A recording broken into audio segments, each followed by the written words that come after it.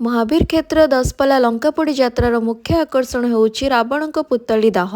ଏହା ଅସତ୍ୟ ଉପରେ ସତ୍ୟର ବିଜୟକୁ ପ୍ରତୀକ କରେ, ଯାହା ରାମାୟଣ କାହାଣୀ ସହିତ ସମ୍ପୃକ୍ତ।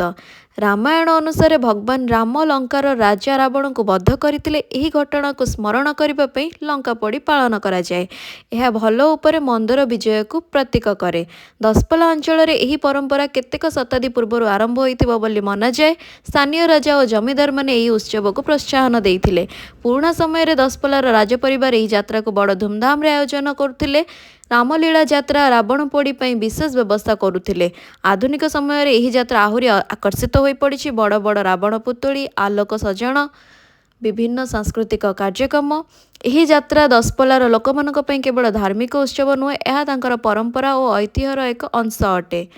ଦଶପଲ୍ଲା ରାବଣ ପୋଡ଼ି ଯାତ୍ରା ପୁରାତନ ପରମ୍ପରାରୁ ଆସିଥିବା ଏକ ଉତ୍ସବ, ଯାହା ଆଜି ମଧ୍ୟ ଲୋକମାନଙ୍କ ଭକ୍ତି ଓ ସଂସ୍କୃତିକୁ ଜୀବନ୍ତ ରଖିଛି।